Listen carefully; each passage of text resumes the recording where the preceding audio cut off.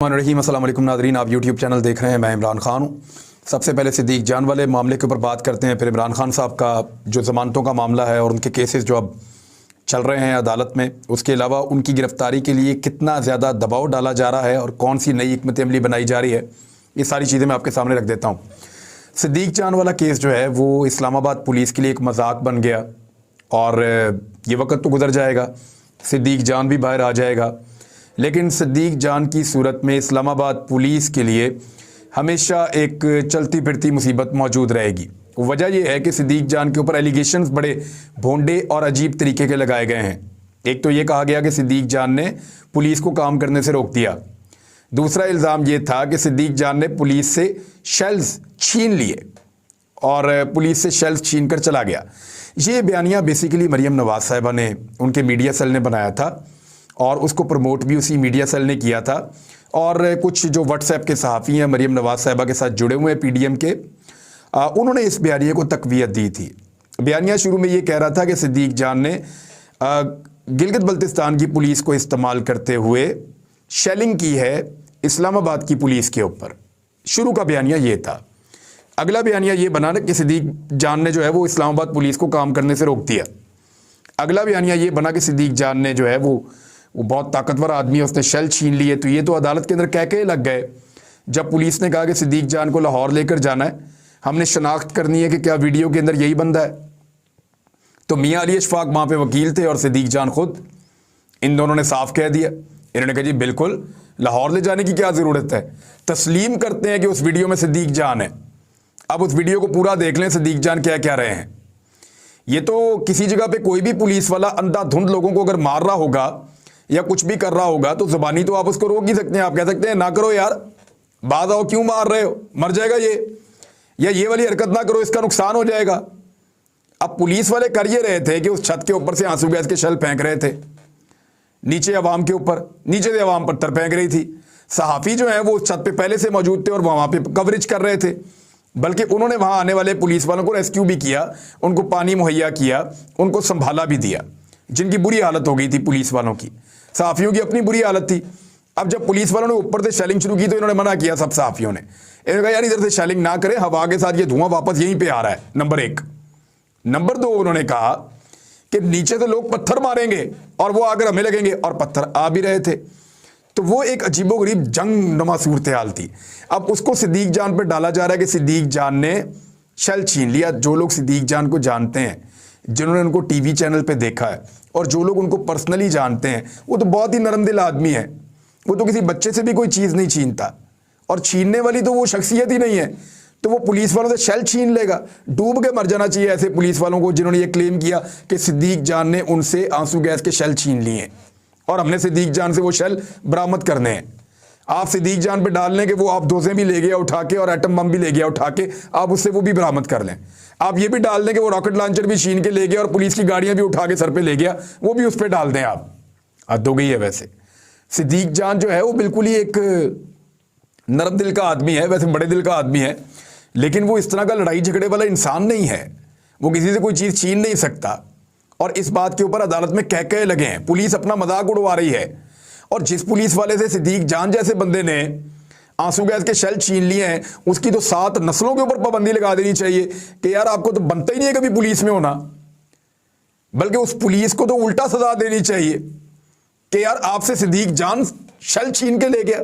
शर्म आनी चाहिए। वैसे उल्टे इल्जाम लगाते हुए एक सहाफ़ी को दहशतगर्द बनाने की कोशिश कर रहे हैं सिर्फ इसलिए कि उसने वो दिखाया जो ताकतवर लोग नहीं चाह रहे थे कि दिखाया जाए, जो इस हुकूमत को और इसके सहूलतकारों को सूट नहीं कर रहा था कि दिखाया जाए। दूसरी जानिब इमरान खान साहब लाहौर हाई कोर्ट में पेश हुए। दहशतगर्दी के केसेस में हिफाजती ज़मानत उनकी मंजूर हो गई है और ज़मान पार्क से इमरान खान साहब जब गए तो इस दफ़ा वो सिक्योरिटी नहीं लेकर गए, गाड़ी भी बदल कर गए और सिर्फ अपने पर्सनल चंद लोगों के साथ वो गए। और आप एक तरह से ये कहें कि वो अपने कारकुनों को बताए बगैर इमरान खान साहब लाहौर हाई कोर्ट पहुँचे। जब वो लाहौर हाई कोर्ट पहुँचे तो फिर वकला इकट्ठे होना शुरू हो गए।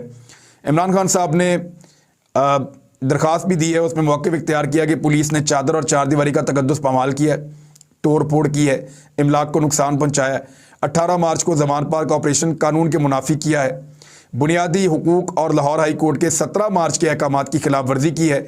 अदालत मुतल्लिका फ्रीकैन के खिलाफ तौहीन अदालत की कार्रवाई करे। अदालत ने कल तक के लिए इसको मुलतवी किया है और अब ये जो मामला है ये सुना जाएगा 22 तारीख को।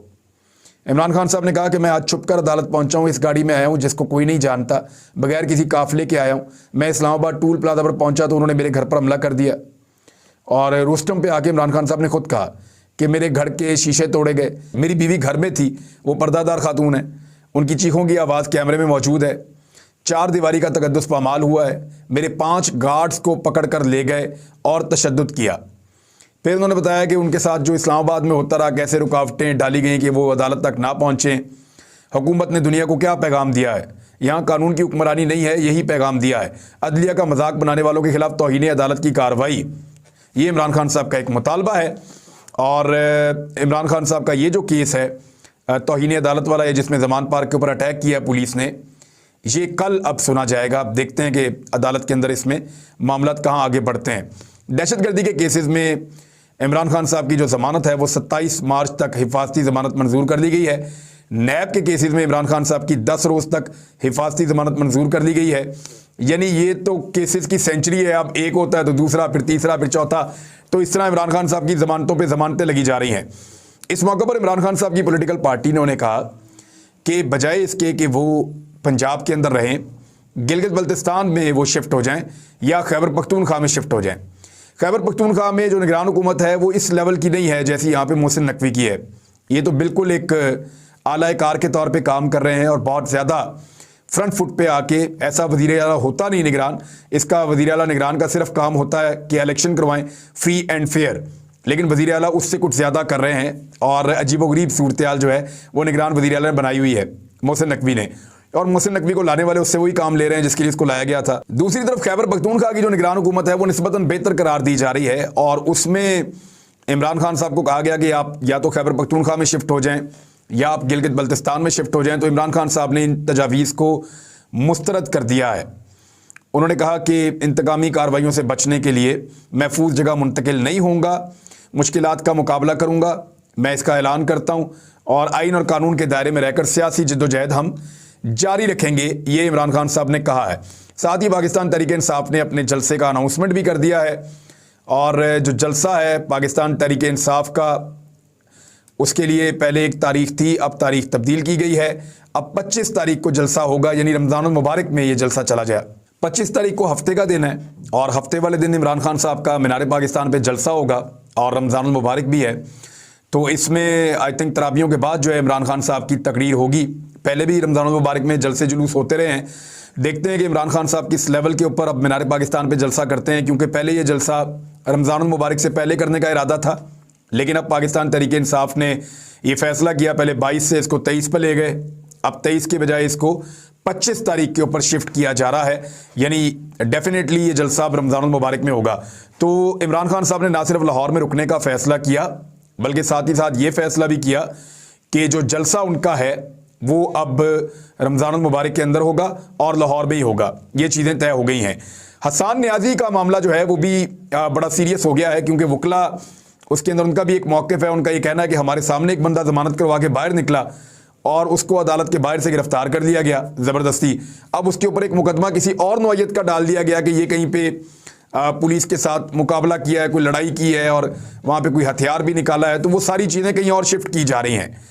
तो हसन नियाज़ी के मामले पर वकला का ये कहना है कि हम सारे गवाह हैं, हमारे सामने ज़मानत ली है और ज़मानत लेने के बावजूद बाहर निकले हैं, तो एक नए मुकदमे के अंदर गिरफ्तार कर लिया गया है। हालांकि जिस वक्त मुकदमा का टाइम डाला गया उसके बाद के टाइम में हसन नियाज़ी के व्हाट्सएप पे मैसेजेस हैं मुख्तलिफ लोगों के साथ, जिसपे वो एक शख्स को शायद नाश्ते का भी कह रहे हैं। तो ये सूरत हाल जो है वो खुद एक्सपोज हो गई है। अदालत ने 2 रोज़ा रिमांड तो ज़रूर दिया है, लेकिन ये वाला मामला भी मुझे लगता है कि ज़्यादा आगे नहीं बढ़ पाएगा। और अगर वकला इसको ठीक तरीके से मामले को अदालत में रखेंगे तो हसन नियाज़ी की भी ज़मानत हो जाएगी।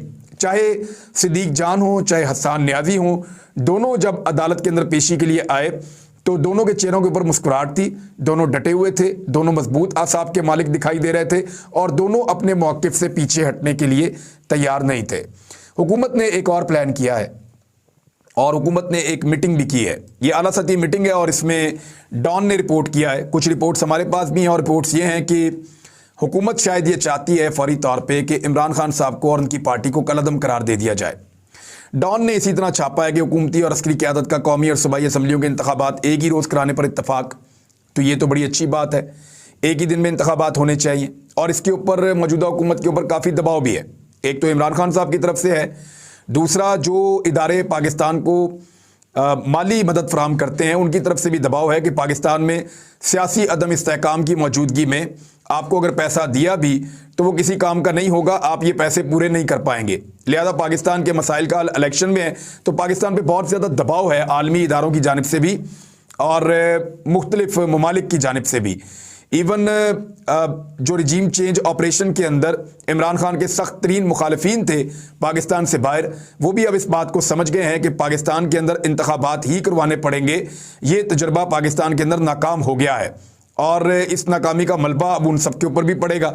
लिहाजा ये एक और मीटिंग है, रिपोर्ट हो रही है, इसमें ये कहा जा रहा है कि तवील इजलास हुआ, PTI की जो एहतजाजी तहरीक है उसके बारे में नागवार नुक्ता नज़र का इजहार किया गया। ये डॉन रिपोर्ट कर रहा है और पार्टी को सियासी जमात की बजाय कलअदम तंजीमों की तरबियत याफ्ता शरपसंदों का गिरोह करार दिया और इसके खिलाफ कानून के मुताबिक कार्रवाई करने का अज़म किया। अच्छा, ऐसी कोई चीज़ जो है ना वो अस्करी साइड से तो एज सच रिपोर्ट नहीं हुई।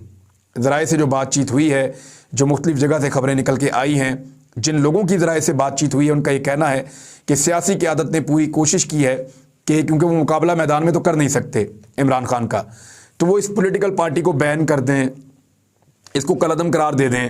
लेकिन ये पाकिस्तान में एक नया सिलसिला शुरू हो जाएगा। इस तरह तो फिर PMLN को भी बैन कर दिया जाए, कलअदम करार दे दिया जाए, MQM को भी कर दिया जाए, पीपल्स पार्टी को भी कर दिया जाए। फजलुर रहमान साहब के साथ मुसल्लह लोग मौजूद हैं और उनके साथ मदारिस की बहुत बड़ी ताकत है, वो उसको इस्तेमाल भी करते हैं, उसकी धमकियाँ भी देते हैं, तो उसको भी बैन कर दिया जाए। तो पाकिस्तान में कोई एक पॉलिटिकल पार्टी भी फिर नहीं बचेगी जिसके लोग एहतजाज करें और उसको बैन ना किया जाए। ये याद रहे कि इमरान खान साहब की पार्टी के लोगों ने किसी जगह पे भी लड़ाई में पहल नहीं की।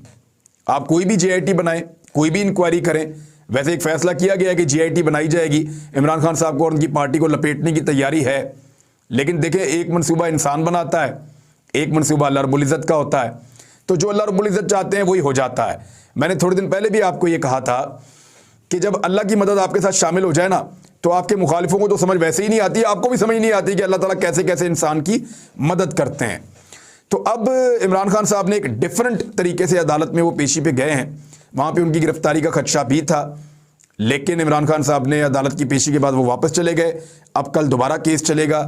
साथ ही साथ उन्होंने पाकिस्तान के चीफ जस्टिस को एक लेटर भी लिखा है और मेरी इत्तला के मुताबिक जो लेवल प्लेइंग फील्ड बार बार मांगने की लोग बात कर रहे थे, उनको एक पैगाम और मिला है और वो पैगाम ये है कि फिर लेवल प्लेइंग फील्ड में 100 मुकदमे होते हैं, 100 पर्चे फिर आप अपने ऊपर भी करवाने के लिए तैयार हो जाएं।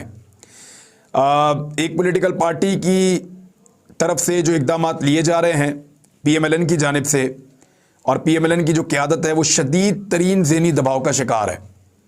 उनके फ़ैसलों में, उनके बयानात में ये दिखाई दे रहा है, शदीद तरीन ज़हनी दबाव का शिकार है PMLN की सियासी क़यादत, क्योंकि उन्हें नज़र आ रहा है कि बाकी सारी पॉलिटिकल पार्टीज से ज़्यादा नुकसान PMLN का हो गया है।